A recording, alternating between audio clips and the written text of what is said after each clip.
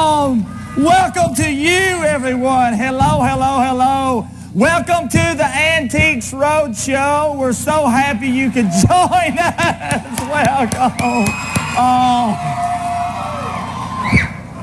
So happy you could be with us, ladies and gentlemen. Again, welcome to the Antiques Roadshow. As you know, my name is Myron Shanowski, and I'll be your host for this evening's program. Now, for those of you who may not be familiar with the show, let me offer this brief explanation. Now, here on the Roadshow, we travel around from town to town, just like yours, meeting with people just like you who bring to us their fine valuables, their antiques, those nifty things lying around the home for us to evaluate. Of course, my staff helps me in that. But tonight I'm going solo, folks. It's going to be exciting for me and for you also, I hope. Now, we have a special guest with us tonight. The man who was able to recently acquire none other than Mr. Ralph N. Omega's entire estate. Can you stand it? Of course you can't. I can't either. We're looking forward to it, ladies and gentlemen. We're going to bring that man out in just a minute. Now, to make this show even more exciting, we've asked that he bring with him what he considers to be the 3 most valuable items from the acquirement of the estate. Are you ready? Without any further ado, let's bring him out. None other than Mr. Newton Edward Body. Give him a hand.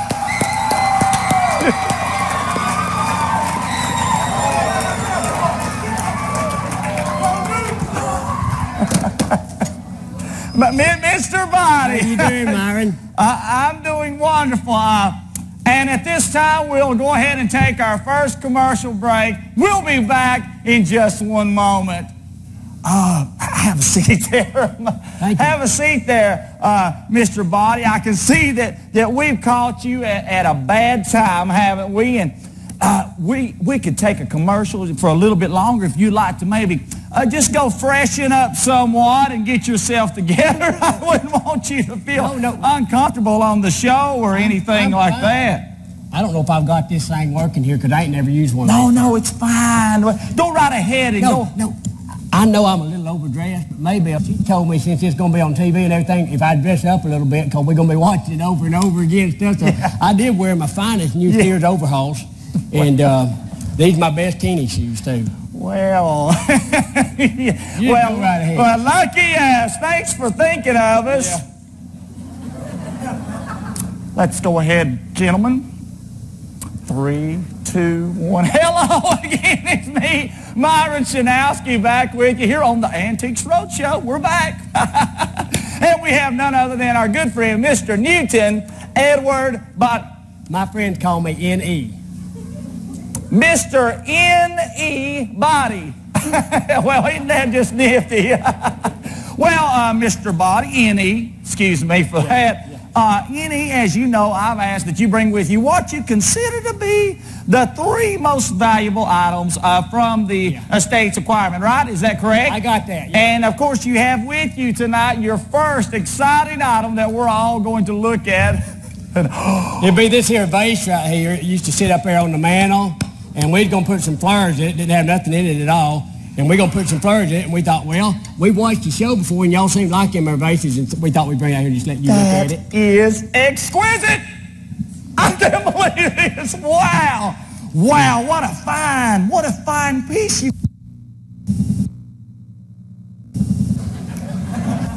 Yes, it is, isn't it, N.E.? N.E., I tell you what, now, do you know much about the history of the piece? Well, no, not really. What I know is that Ralph used to have it sitting there on the mantle. Now, Ralph was a godly man. He was always talking about God and stuff. He used to sit there and read occasionally, and he had that picture, of course, right there by the fireplace. And this is it. I bet he never missed a day at church, always talking to people about God. And thank you for that brief history of N.E. Let's get back to the vase, shall we? Now, from what I can tell from looking at it, it seems to date back somewhere around the Ming Dynasty, I do believe. Hey, I don't think there's any Mings what live around here, but if you tell me where they live, I'll be glad to get it back to them. No, Skip it, N.E. Anyway, well, N.E., now also, if you notice what looked to be the small scratches along the bottom. I am so embarrassed. I bet Maybelle was cleaning or something and scratched it. I didn't notice it till I was on my way out here. I'll go back and get you one of them scratches on it, because that one right there is messed up. Bless your heart. No, N.E., I said what appear to be the small scratches. No, actually, that would be the initials of the creator of the vase. Yes, it is. That's a good thing. Oh, it's a wonderful thing indeed. Matter of fact, I've only come across one other, and nowhere near this good a condition. Would you have any idea as to what it's worth about B&E? I ain't got no idea. Ain't no idea. No idea, do you? None. No, I don't. Oh, Myron's going to tell you what it is, because I know exactly how much it's worth. Well, talk to me. N.E., I think you'll be happily surprised to find out. I'd have to say this to be worth somewhere around $20,000 to $25,000. $1,000? Wow. That's right, 20 or 25,000. Are you surprised? Yeah, I'm a little surprised by that. Well, you be very careful with it. You bet I will. Right, you don't have to worry about that. I'll put that right over. Hang on a minute. Just be careful with it there. Anyway, skip it. Let's move on to our second item tonight, N.E., and that would be the... Well, I'm kind of embarrassed because I didn't know that thing right there is going to be worth $25,000. This right here is a book that Ralph used to sit and read all the time, and from the best I can tell, it's something about World War II, because it says something about the Grittenberg Prize or something right here on it, and I'm thinking it's about some kind of offensive from the war and stuff. He used to sit and cry and read that and look at that picture up there on the mantle and stuff, and I'm pretty sure that's... You need some water? N.E., I'm afraid to look again. It's okay. N.E., if that's what I think it is, my friend, you're a very lucky individual. May I touch it? Sure, yeah, it's just a book. It is. Ladies and gentlemen, it is. It is. Oh, my goodness. Oh, my gracious. You know what you have here, right? Yeah, it's a book. No, it's not. It's not just a book. No. Why, this is a Bible that was printed on the Gutenberg press. My goodness. I've heard about these, of course. Yeah, I've heard about them, but I've never actually held one before. Well, and look, it's in such good condition. Wait a minute. Why does it have yellow? I didn't want anyone to know I couldn't read it because it's in a foreign language, so I went ahead and highlighted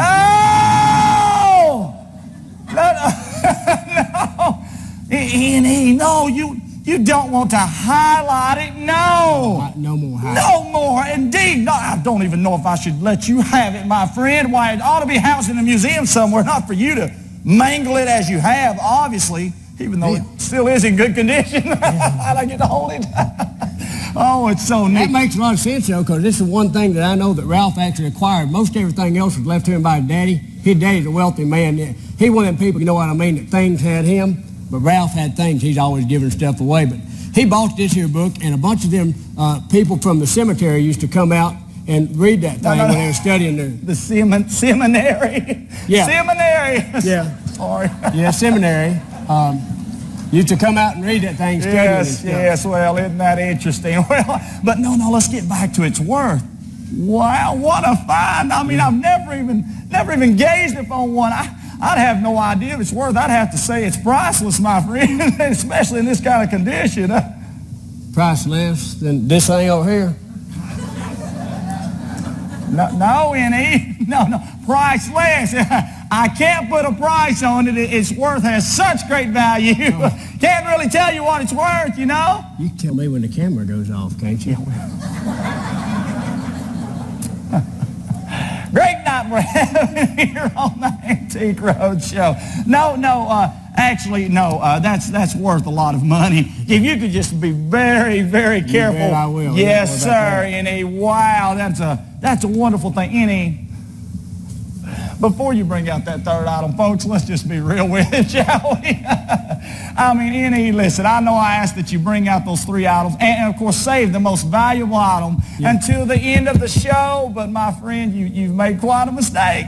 No. See, there's nothing that you could show me now that would really compare to the Bible printed on the Gutenberg. No, I'm afraid not, my friend. Kind of the end of the show now. Whatever we have now is just going to be a letdown. Hey, So it's the most valuable thing I got from that there estate auction right here. No, any you don't understand. See, priceless. We really can't go past that, my friend. But I tell you what, for the fun of it, let's take a peek at it, shall we? What do you have there, N.E.?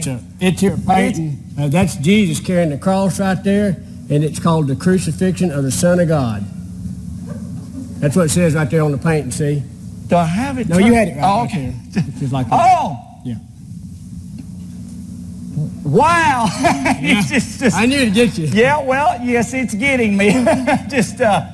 I'm not really noticing anything significant about it, and also I don't notice any of the signatures of any of the great artists or anything such as that. No, that's Ralph. He painted that himself, Ralph Omega.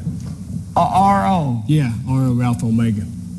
That's that painting I was telling you about. Used to hang up there above a mantle. He used to read that there Bible you used to tell me about, and sometimes he'd cry while he's looking at that painting right there of Jesus carrying the cross, the crucifixion of the Son of God right there. It says. Annie, I don't mean to seem rude to you, but my friend, there's no way that this is worth anywhere near even the boss's worth. I mean, a nice frame, maybe worth $20, $25 at best. I got the whole thing for $15. I did. I got the whole thing for $15. Bargain hunter. Well, I tell you what, Andy, I'm afraid that's just not going to be worth all that much, my friend. No, you've made a mistake, my friend. Well, I don't reckon you'd know whether I made a mistake until you heard the whole story. I'm afraid I don't understand what story you're talking about, Annie. I'd like to tell you how this painting means so much to me and how I got them other things right there, if you got time for it on your television show. You know what? I was wondering that, and I guess these folks were also. How is it that a man such as yourself was able to acquire this entire estate? I mean, and a grand estate it is. Nice. That's one story I would like to hear, N.E., so please go right ahead. Well, you see that house out there across that field? Some people call it a shack. Yeah, it's terrible, isn't it? That's where me and Maybelle lived. Sorry about that. Ralph was our neighbor, and he used to come over, and he'd bring us food and stuff, and every time he came over, he'd talk about God and Jesus and stuff, and I got to tell you, I got fed up with it. I didn't want to hear nothing about that or nothing, but Maybelle, now she'd been a believer in that God stuff for a long time, and she just loved him. Matter of fact, pretty much everybody in town loved him. When he died, I bet everybody in town showed up for his funeral. They announced he was going to have this estate sale, and Maybelle said, out of respect for Ralph, because he used to do so much for us and stuff, we ought to go to that there estate sale. And I got to tell you, we was a little out of place. That Donald Trump was there, and a bunch of people. Trump. Donald Trump was there, and a bunch of people, and it cost us $15 just to get in, and we live on about $30 a week, I reckon, so we spend about half of what we live on just to get in, but we thought out of respect for Ralph, it's the least we could do. We sat way back in the back, and would you believe it, this here painting was the first thing that came up for bid on that thing. And they started bidding at $2,000, not a single person bid. That's hard to believe, isn't it? Well, imagine that. Yeah, then they lowered it down to $1,000. Oh, no. I got thinking about old Ralph and all the stuff he used to tell me.